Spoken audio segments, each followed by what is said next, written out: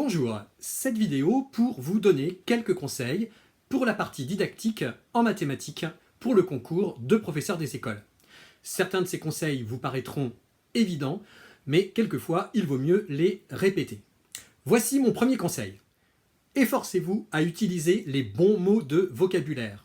Lors du concours, on s'attend à ce que vous connaissiez les mots de la didactique des mathématiques. Par exemple, pour dire numération décimale de position, ne dites pas une numération pour laquelle chaque colonne représente une puissance de 10 élevée de 1 à chaque fois qu'on se déplace vers la gauche et où le 0 indique l'absence de l'une de ces puissances de 10. Bien entendu, si vous faites des circonlocutions de la sorte, vous serez sanctionné. Dans certains exercices, on vous demande de comparer par exemple des erreurs ou de comparer des exercices. Dans ces cas-là, comme dans beaucoup d'autres, on vous demande une organisation hiérarchisée, raisonnée. N'oubliez pas que vous avez en face de vous des personnes qui vont vous corriger, qui vont corriger beaucoup de copies. Donc plus vos réponses seront claires, plus vous risquez d'avoir le maximum de points. Par exemple, vous pouvez ordonner vos réponses sous forme de tableau ou bien de passer des lignes pour chacune de vos réponses. Donc soyez vigilants à ce point qui est très important, simplement en vous mettant dans la peau du correcteur qui lui doit corriger beaucoup de copies et s'attend à avoir des réponses ordonnées, surtout en mathématiques. Sous aucun prétexte, vous n'allez confondre chiffres et nombres. C'est souvent l'un des pièges dans lesquels les candidats tombent le plus souvent. Il y a souvent un exercice de numération ou un exercice d'opération par exemple, où on s'attend que vous distinguiez le chiffre du nombre. Je rappelle qu'un nombre peut être composé de plusieurs chiffres, mais aussi d'un seul chiffre. Par exemple, 3 est à la fois un chiffre, puisque c'est le symbole qui représente la quantité 3, et la quantité 3, lui, est un nombre. On pourra dans un nombre demander par exemple le chiffre des centaines, mais aussi le nombre des centaines. Donc par exemple, si vous avez 3100, eh bien le chiffre des centaines c'est 1, mais le nombre de centaines c'est 31. Attention donc à être très au clair sur la distinction entre ces deux termes. Sachez faire la différence entre calcul posé, calcul réfléchi, calcul mental. Donc tous ces calculs sont différents et nécessitent un accompagnement distinct. Donc soyez très clair sur la distinction entre chacun de ces termes. Donc je rappelle que le calcul mental est le calcul qui se fait donc mentalement, dans la tête, c'est-à-dire sans support écrit ni support visuel.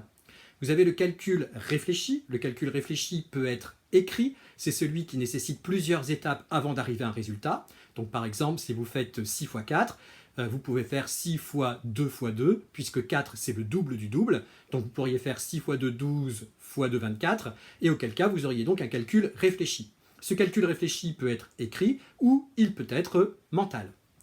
Vous avez le calcul automatisé. À 6 fois 4, un enfant peut répondre immédiatement 24. Et c'est tant mieux, c'est ce à quoi on doit arriver. Mais avant d'arriver à l'automatisation, il est nécessaire de passer d'abord par un calcul réfléchi écrit, puis ensuite un calcul réfléchi mental, pour terminer ensuite sur un calcul mental automatisé. Attention lorsqu'on vous demande d'analyser un exercice ou une production d'élèves. Identifiez d'abord ce que l'élève sait faire. C'est la première chose qu'un pédagogue doit savoir faire, c'est identifier ses points forts et ce qu'il sait faire. D'un point de vue didactique, vous pourrez ensuite vous prononcer sur ses erreurs et la raison pour lesquelles ou laquelle il a fait ces erreurs-là. Une fois qu'on a des hypothèses sur les raisons ou la raison pour laquelle il a fait ces erreurs, eh bien, en tant que didacticien, on peut agir avec l'élève. Attention à certains mots de vocabulaire que vous pourriez utiliser. Ne dites jamais qu'un enfant fait une faute, ce serait sans doute mal vu par les correcteurs. Dites plutôt que cet enfant fait une erreur. Une erreur fait partie intégrante d'un apprentissage. On n'apprend que si on commet des erreurs, qu'on en prend conscience, qu'on les analyse et qu'on les dépasse grâce à un savoir savant que l'enseignant ensuite distribue, l'instruction. Donc, distinguez bien ces deux mots et surtout utilisez plutôt erreur que faute. Attention quand on vous demande de donner du sens à un élément mathématique. Donner du sens, ce n'est pas nécessairement intégrer la notion mathématique dans une situation de la vie quotidienne.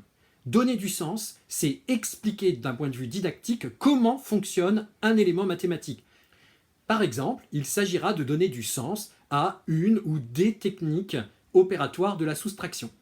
Soustraire ou avoir une technique opératoire de la soustraction, eh bien cela a un sens. Par exemple, si vous utilisez la méthode traditionnelle, le fait de rajouter 10 unités en haut et une dizaine en bas, eh bien cela a du sens. Mais si vous dites simplement qu'il faut mettre une retenue en haut et puis vous rajoutez une retenue en bas, là vous empêchez l'enfant d'accéder au sens de ces retenues. Quand on est aux unités et aux dizaines, c'est simple, mais plus on avance dans le nombre, plus c'est compliqué. Pourquoi est-ce qu'on met un 1 quand on arrive dans les centaines? Eh bien, c'est parce qu'on rajoute 10 centaines, mais si on rajoute 10 centaines, il faut rajouter une unité de 1000.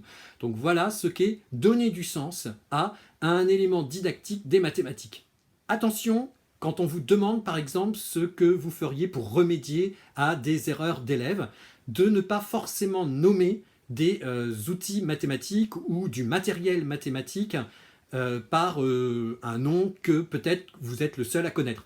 Par exemple, si vous dites qu'il faut utiliser les boîtes Pic-Bille ou les barres rouges et bleues de Montessori ou les tables de Seguin, eh bien ça ne peut être connu peut-être que par vous, pas par les correcteurs, auquel cas il vaut mieux décrire l'outil mathématique ou le support mathématique plutôt que de le nommer explicitement. Certains de vos propos lors du concours dans la partie didactique sont parfaitement rédhibitoires.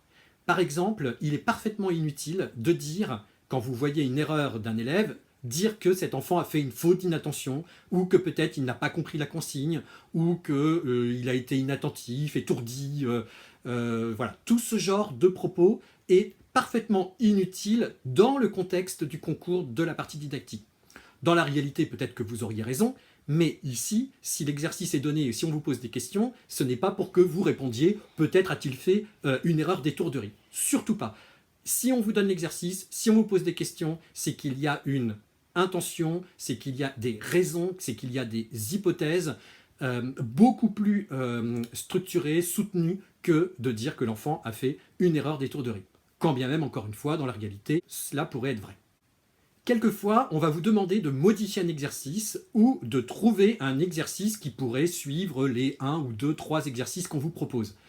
Pour ce faire, il faut jouer sur les variables didactiques. Donc, attention de bien identifier dans un exercice les variables didactiques pour pouvoir vous-même, par exemple, créer un exercice pour un élève qui serait en difficulté. Ça pourrait être aussi, lorsqu'on vous demande pourquoi est-ce qu'un élève est en difficulté vis-à-vis d'un exercice, il faut là aussi essayer de repérer les variables didactiques. Que sont les variables didactiques? Eh bien, c'est tout ce qui fait que vous allez pouvoir agir sur l'exercice pour qu'il soit plus ou moins compliqué, plus ou moins accessible ou inaccessible par l'élève.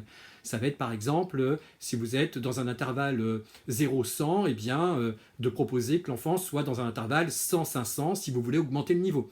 Ça va être le nombre de consignes, le nombre d'étapes pour arriver au résultat. Bref, vous voyez que pour réaliser un exercice, on peut jouer sur différentes variables qui vont soit complexifier l'exercice, soit le rendre plus simple, et c'est souvent ce qu'on vous demande dans la partie didactique. Ne vous laissez pas piéger par les grands nombres. Les grands nombres peuvent quelquefois être beaucoup plus accessibles par les élèves que des petits nombres. Par exemple, si vous dites à un élève qui commence la multiplication combien font 6 fois 7, cela va être beaucoup plus difficile, voire inaccessible pour un enfant de CE1 par exemple. Par contre, vous allez pouvoir lui demander combien font 3 fois 1 million, il vous dira ça fait 3 millions. Donc vous voyez que quelquefois, les variables didactiques, c'est intéressant, mais certains nombres qui paraissent inaccessibles ou plus grands ou plus importants sont en fait des nombres qui permettent de comprendre le sens de certains outils mathématiques ou de certains points mathématiques. Attention à la formulation aussi de vos réponses. Quelquefois, certains candidats ont une fâcheuse tendance à avoir une trop grande sévérité dans la manière d'interpréter ce que les élèves ont produit. Ça ne préjuge rien de bon sur l'enseignant que vous seriez réellement dans une classe. Donc attention à être, on va dire, bienveillant dans les situations d'analyse, d'erreurs en didactique. Bien entendu, ça va de soi, prenez un temps pour relire votre copie, prenez un temps pour identifier toutes vos erreurs d'orthographe. Vous êtes soit dans un concours de mathématiques, mais les professeurs ne sont pas insensibles, évidemment, à la qualité de votre syntaxe et à la qualité de votre orthographe. Vous êtes dans un concours qui vous sélectionne pour devenir professeur des écoles. Donc l'orthographe aura aussi une importance dans la notation de votre copie en mathématiques.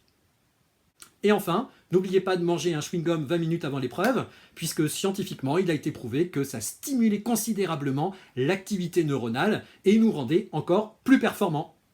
Ciao!